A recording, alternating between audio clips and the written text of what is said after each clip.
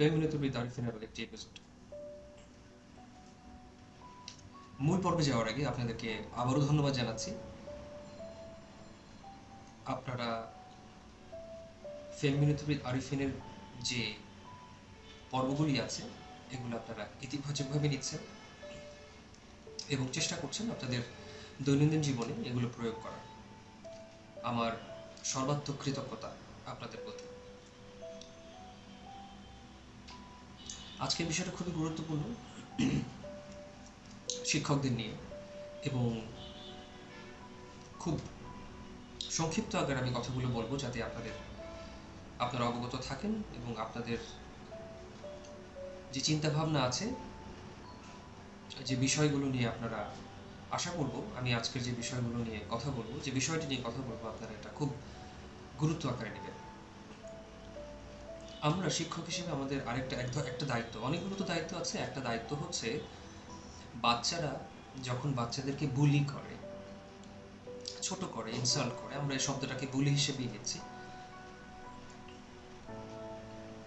তখন আমরা শিক্ষকরাই চেষ্টা করি বাচ্চাদেরকে বোঝানোর জন্য তোমরা এই কাজটি করো না, কারণ এটা এক ধরনের শিক্ষা এবং দীক্ষা, দুটোই। এবং শিক্ষা এবং দীক্ষা এই দুটো বিষয় আমরা সর্বদাই বাচ্চাদেরকে দিয়ে থাকি।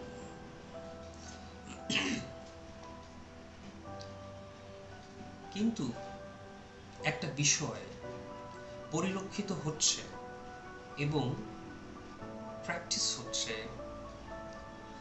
অনুশীলনে পরিণত হচ্ছে কিছু কিছু প্রতিষ্ঠানে, যেটা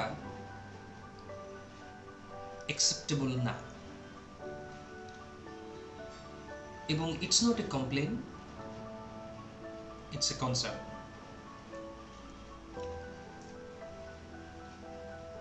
কারণ একজন শিক্ষকের ভালো এবং খারাপ দুটো দিকই থাকতে পারে।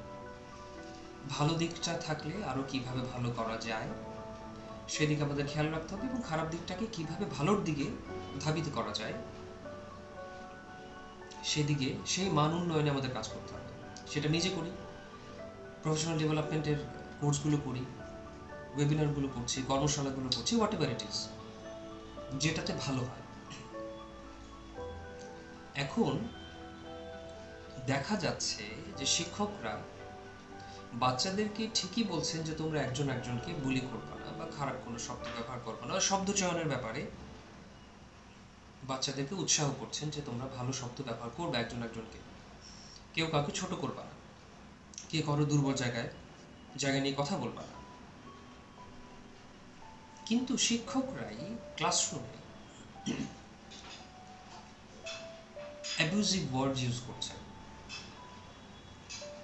শিক্ষকরাই নেতিবাচক শব্দচয়ন ব্যবহার করছেন, নেতিবাচক বাক্য ব্যবহার করছেন, যেটা একদমই কাম্য নয়। এবং একটা বাচ্চা, খুব রিয়েল লাইফ একটা ইনসিডেন্ট বলছি, একজন শিক্ষক একজন বাচ্চাকে একটা অ্যাবিউজিভ ওয়ার্ড ইউজ করেছে যার অর্থটা খুবই নিম্নমানের। সে বাচ্চা সে শব্দের অর্থটি জানে না, জানতো না। সে তৎক্ষণাৎ তার বন্ধুকে জিজ্ঞেস করে যে শব্দের অর্থটা কি। তার বন্ধুটিও জানত না। সে বন্ধুটি তার বাসায় গিয়ে তার বাবা মাকে জিজ্ঞেস করে যে বাবা এই শব্দের অর্থটা কি। যখন বন্ধুটি তার বাবা মাকে জিজ্ঞেস করে এই অর্থটা কি, তখন বাবা মারা খুব অবাক হয়ে যান যে কি ব্যাপার, এই শব্দটা এই বাচ্চাটা কিভাবে জানতে পারলো বা কিভাবে সে এই শব্দের সাথে সম্পৃক্ততা বা সংযুক্ত হলো বা সম্পৃক্ত হলো।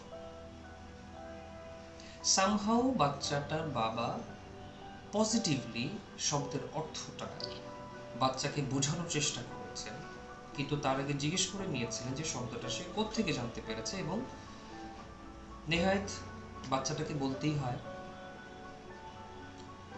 এবং বাচ্চাটা যখন জানতে পারে তখন বাচ্চাটা খুব কষ্ট পায়। বন্ধুটি যখন জানতে পারে বন্ধুটি কষ্ট পায় এবং পরের দিন এসে সে তার বন্ধুকে বলে যে শব্দের অর্থ হচ্ছে এটা।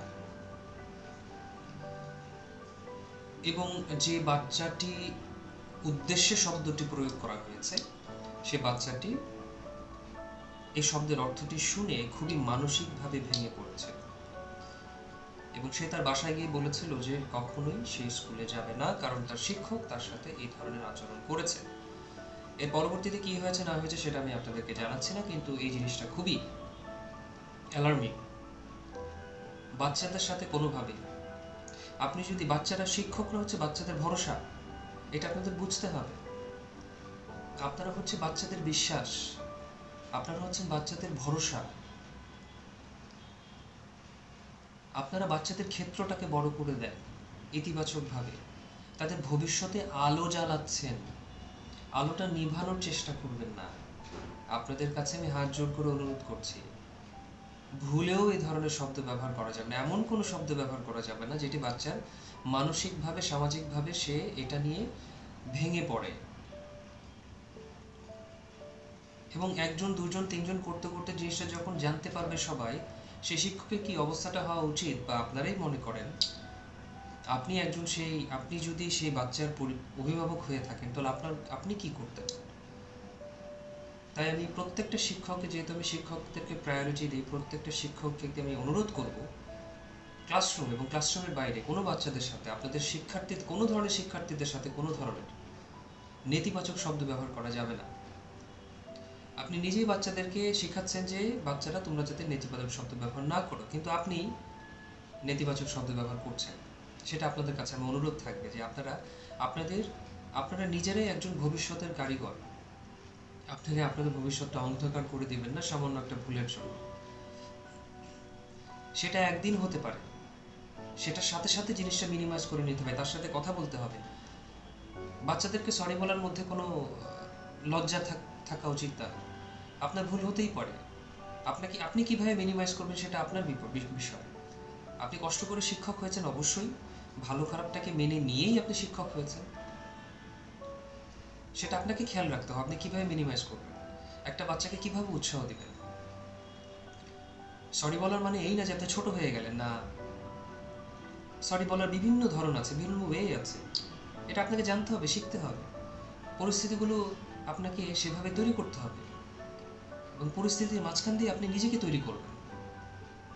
কিন্তু তাই বলে এটাকে আপনি অনুশীলন করতে পারবেন না।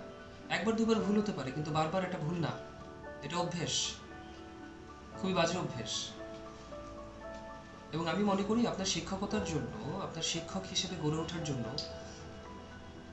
আপনি এই ধরনের নেতিবাচক মনোভাব নিয়ে যদি চলাচল করেন, সামনের দিকে এগিয়ে যাওয়ার চেষ্টা করেন, আপনি বেশি দূর যেতে পারবেন না। তাই আমি আবারও বলছি, প্রত্যেকটা শিক্ষকদেরকে সম্মান প্রদর্শন করেই বলছি, আপনাদের ভুলগুলোকে শুধরে নেওয়ার চেষ্টা করেন।